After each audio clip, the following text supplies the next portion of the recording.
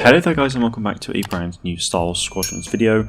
I always see a lot of requests for post-launch content for Squadrons, so today I thought I would go through 8 potential Starfighters that Motive could add to Squadrons post-launch. Now there are obviously going to be some more, but these are the 8 that I picked out specifically for this.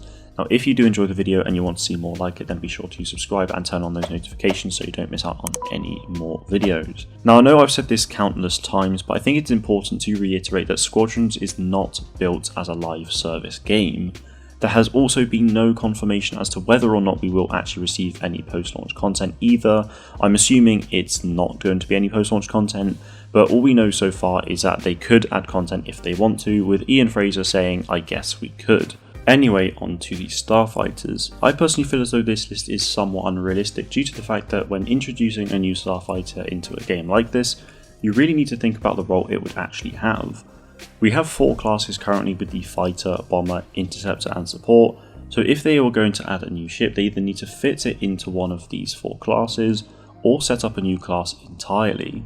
But then if they do set up a new class, then they also need to balance that with the other modes, the other ships and everything like that, which could obviously be a pain. Now another reason why it's unrealistic is the fact that 6 out of these 8 ships are fighters in my opinion. 1 is a bomber and another is an interceptor, so I think those numbers really do speak for themselves. Anyway, I'll start with the New Republic and then I'll move on to the Empire, so let me know in the comments what Starfighters you would like to see in Star Wars Squadrons if we ever get post-launch content, and also if you agree or disagree with my list. Starting us off though, we have the T-70 X-Wing, which is a faster and more agile version of the T-65Bs that we all know and love. Squadrons is obviously set after the Battle of Endor, and there was a prototype of the T-70 prior to the Battle of Jakku, so I think that a ship like this in the game would be very cool. Whilst everything about the T-70 is better than the T-65B, at the time there was only a prototype, so we could see it balance fairly well. Perhaps its guns are weaker but have better range, for example. Next up is the E-Wing. In Legends, the E-Wing it was the successor to the T-65Bs. In canon, obviously we have the T-70s, but in the canon it does also say that the E-Wings were used by the Alliance fleet during the Galactic Civil War.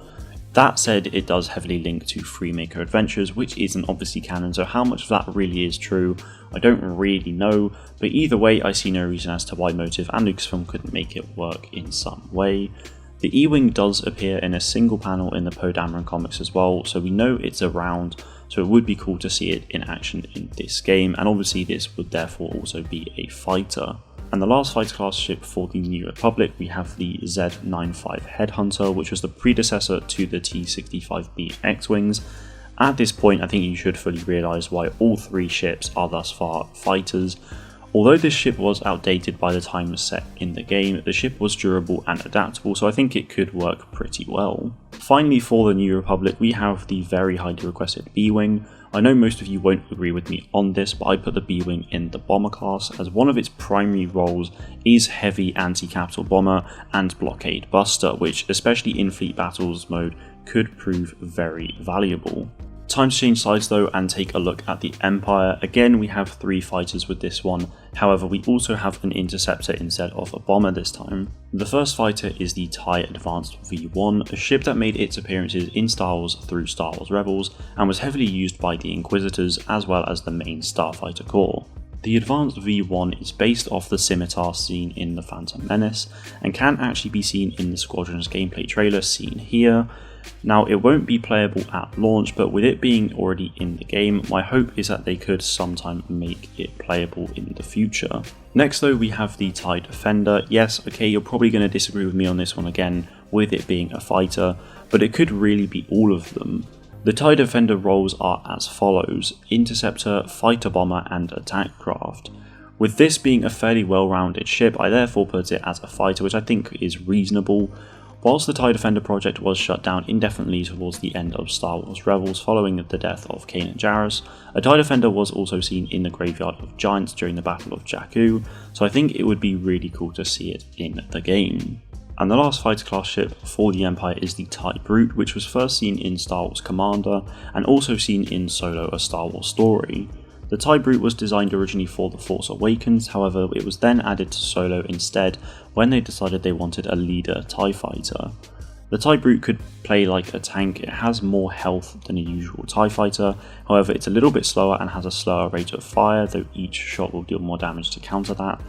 I personally feel as though a ship like this in particular would really change up the game and add even more playstyles to Squadrons, which is ultimately what you want from new ships, so I think the TIE Brute would be, in my opinion, the perfect fit. And the last starfighter for today is the TIE Phantom, which I classed as an interceptor.